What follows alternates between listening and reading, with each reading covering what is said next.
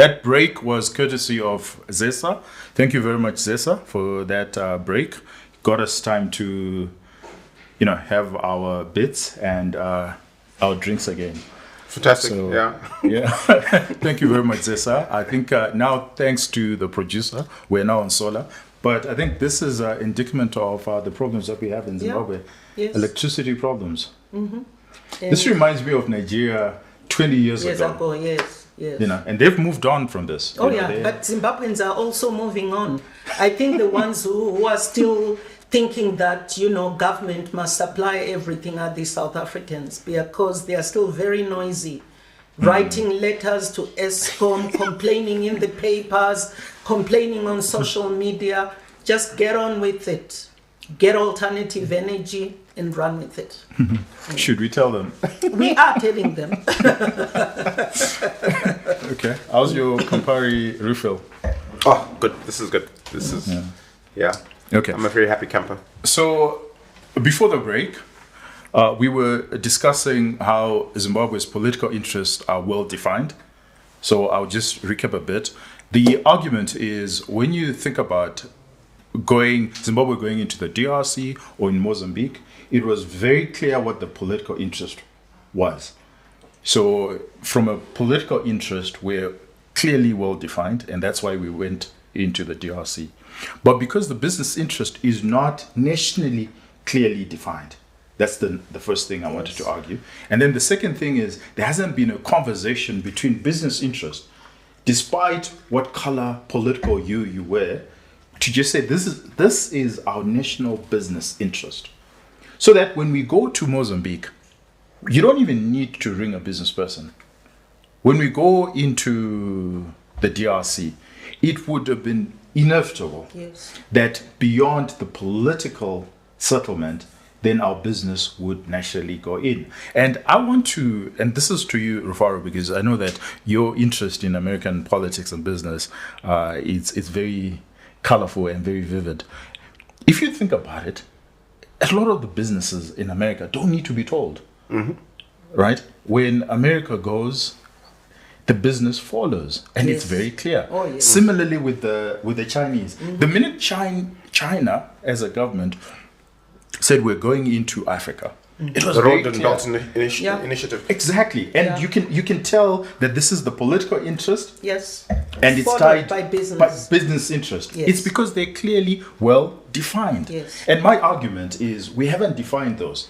Perhaps there is definition. I would like to submit that perhaps the definition is very clear in the minds and hearts of our politicians, but it's not open to the public.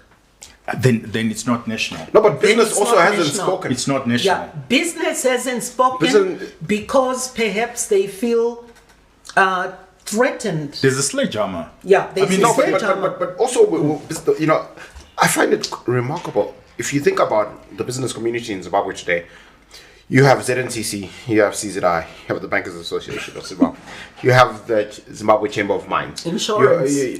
You have all these bodies that don't actually interact with each other.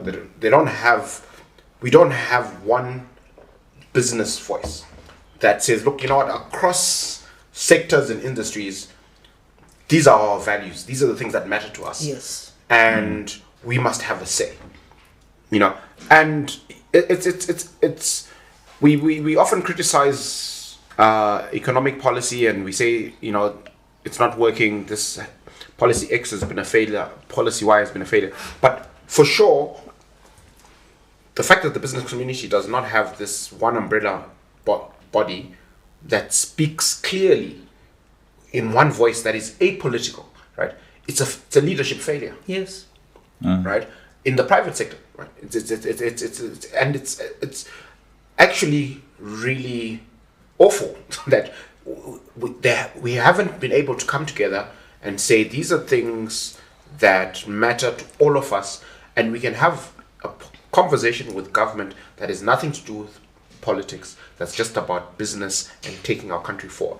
Okay, fantastic. So, sorry, now to just move forward, there's a big question I want to I want us to answer, and I want you, Gloria, to lead in this, because I think in the next 7 to 10 minutes, and then we finish up the show.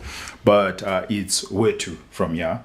After all we've learned from part 1 and part 2, what I want to put up to you is we have a lot more business people in the diaspora than in Zimbabwe. So a lot of the formal businesses in Zimbabwe, it's minute. It's now informalized, and we can't talk about that. But everything that we've learned from part 1 and part 2, what could the diasporans in business, what could we do as Zimbabweans? You know the Jewish society, wherever they are, and they're able to organize themselves. There are pressure groups, and they're able to help themselves and grow their businesses wherever they are.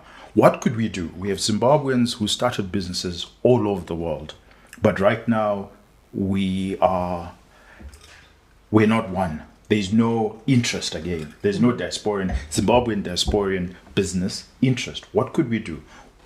I think the diasporan business is there.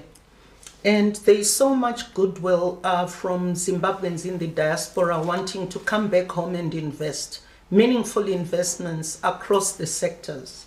I'm on various groups that are diaspora driven. But the issue is of the enabling environment. Governments are not supposed to be participating in business. Parastatals are part of government. They are not supposed to participate in business. Now, when you have been in the diaspora and you are living in a country where it's apparent that when you look at the various industry sectors of the private sector, there is enablement by government, and you compare it to Zimbabwe, you decide to either stay where you are, or you wait until you come to be buried or to retire. But my question, Gloria, is let's forget about Zimbabwe.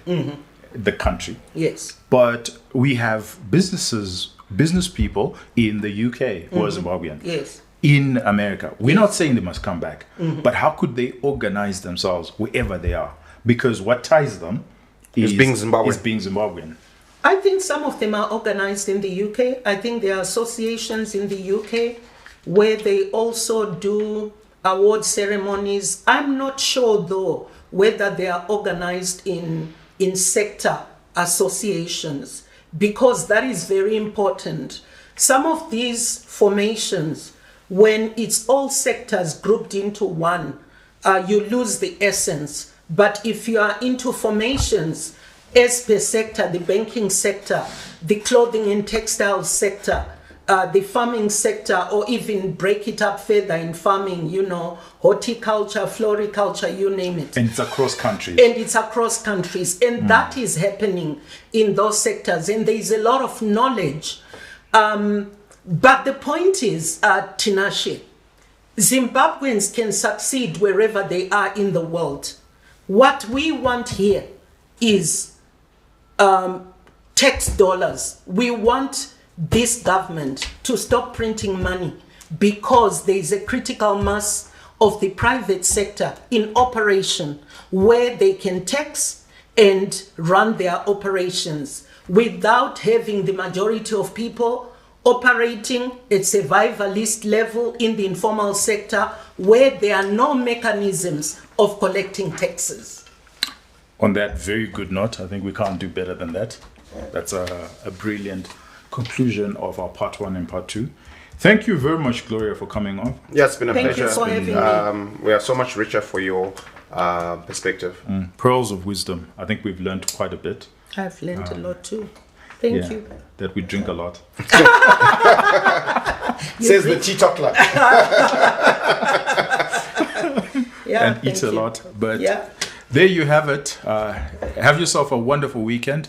Please keep the comments coming. Please let us know your thoughts. I know there are many things that we've covered, but it's all necessary to get the national interest, especially the business interest out there, and we can continue the conversation. Otherwise, have yourself a wonderful weekend, and let's see you next week, same time. Thank Cheers. you. Cheers. Bye. Bye-bye.